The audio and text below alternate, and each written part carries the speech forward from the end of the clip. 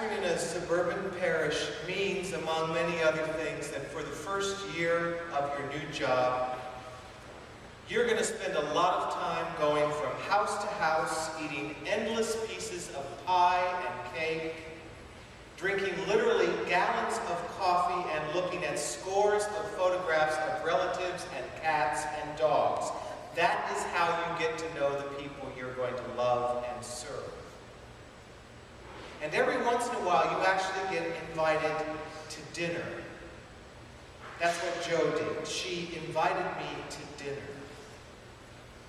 Jo was a widow who lived in this incredibly charming stone Dutch colonial house in New Jersey that was chock full of the treasures that she and her husband had collected over a whole lifetime of travel. I remember being sort of awestruck when I first walked in her house and took it all in. Jo was a marvelous cook, and I was a much younger guy with a really good appetite, and she delighted in that. She was a person of deep and abiding Christian faith, dedicated to her congregation, dedicated to works of goodness and charity in the community. One day, Jo became ill and died. And as you might imagine, her funeral packed that church that could seat 500 people. And then her family did what all families are forced to do when mom and dad die. They came to close the house. None of Jo's children lived close by. All of them had busy lives. And so they hired a company to come into that charming house chock full of treasures and to sell everything. I was curious. This was not something I had grown up with. So on the day of the sale, I drove over to Jo's house. Strange people I'd never met before met me at the door and asked me to come in, having no sense of who I was or who I had been to Jo or that delicious meal I had enjoyed in that house. Literally everything in her house, from the furniture to the knickknacks to her clothing, had price tags on it. A lifetime of memories was for sale, and that sad image has never, ever left me. A friend of mine recently told me a similar story about a friend of his, Alice Tully of Lincoln Center fame, Tully Hall. When Alice died, all of her really valuable stuff went to Christie's, but the rest of it, photographs, dishes, even things like stockings, went to another auction house where it was pawed over by strangers. My friend told me that it shook him so deeply to see that he wept uncontrollably. He said to me, "James, nobody's life should be reduced to someone groveling over their stockings." We spend our lives collecting things that we love and have meaning for us, but the hard truth of our temporary lives is that one day people will come into our homes and they will take our things and they will divide them and sell them and fight over them and throw them in the garbage. One day someone in a crowd called out to Jesus, "Rabbi, tell my brother to divide the family inheritance with me."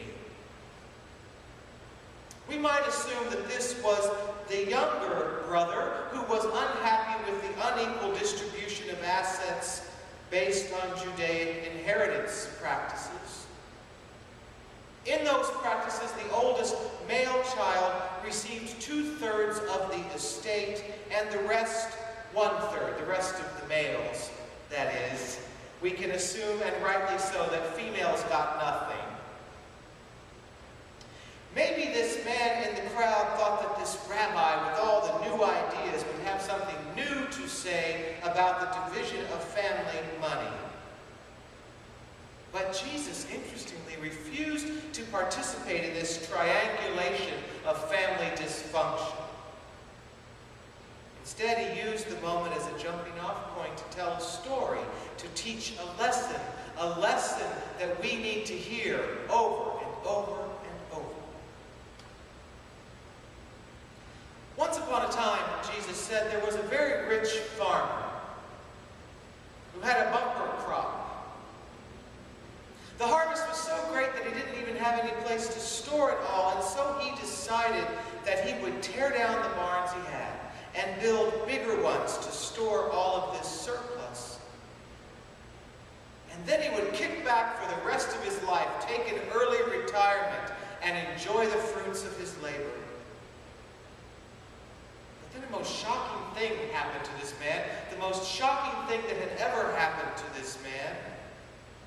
God spoke, and God said, "You fool. This very night your life is demanded of you, and the things you have prepared, the things you've stored, the things you've counted on, whose are they going to be? Not yours." Jesus ends this rather stark story by saying, "So it is with everyone who stores up treasures for herself or himself, but is not rich toward God." This is perhaps the most un-American story in the entire Bible. It flies in the face, it attacks, it confronts our beloved capitalism. It contradicts the way I was reared. From the time I was a little kid, I was taught to work hard, to do my chores, to get my allowance, to save my money for a rainy day. My mother canned food, literally hundreds of jars of green beans and pickles and tomatoes and corn and jam for those long Indiana winters. And we all dreamed of being rich one day. I used to love those Publishers Clearinghouse commercials. I still sort of do, where the doorbell rings and somebody with one of those gigantic $10 million checks presents to you.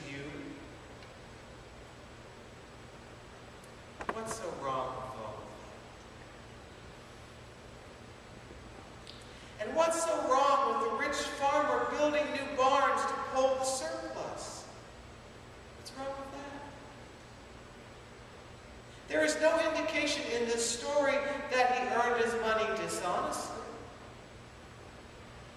He's just a good businessman. So why does Jesus give him such a bum rap? Well, to begin with, this man was no ordinary farmer. This guy was a major landowner. This was an agribusiness. And that made him significantly different from everybody else he knew. The vast majority of people in the ancient world, in the ancient Near East, did not own land.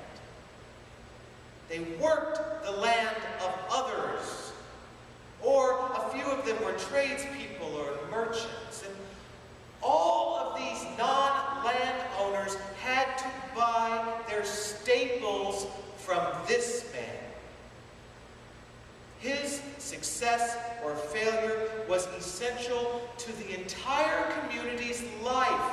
He literally fed his neighbors. He was literally his brothers and sisters' keeper. And as such, what he might have done with all of that surplus grain was to sell it to his neighbors at a reduced rate. He still would have made a profit just by the sheer volume of the sales. In that way, everybody would have been a winner. But instead, he hoards it. And one commentator I read this week suggested that by doing so, he could dole that food out bit by bit, creating a demand that wasn't real, and thus driving up the price of the grain. Does that sound familiar? addition to that, the rich man completely removes God from the equation. He uses the first person, I, me, mine, 11 times in these short verses. Not once is there a mention of the God who created the seed and soil and sun. There is no grand prayer of thanksgiving for the great harvest and the blessings of life. Instead, there is this singular attention to what this wealth will mean for him alone. And then God speaks. This is the only time in any of the parables of Jesus, in any of the four Gospels, that God ever speaks. "You old fool," God said. "Time's up. You're planning for your future at just the moment that your life is over. And all these things you've accumulated, you don't get to take them with you. You don't get to take them with you, and neither do we. And we know that. And yet we live as if and pretend that we don't know that. And the church, for the most part, does not challenge our attitudes towards money. It's too frightened to do so. Peter Ray Jones has made the astute observation that a great many American Christians are really practical atheists. That's his term. Practical atheists in regard to their relationship with money. What he means by that is that while we verbalize our belief in God, we sometimes live as if God doesn't exist. We know the gospel's demands for generosity and charity and justice. We know them. But how do we live them? How do any of those demands find practical expression in our lives?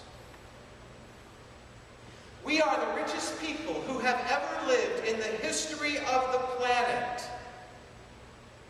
No matter how poor you feel, we are the richest people who have ever lived.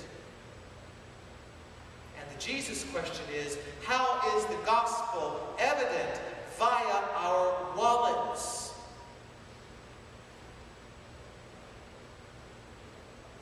It's wise to plan for one's retirement. I do.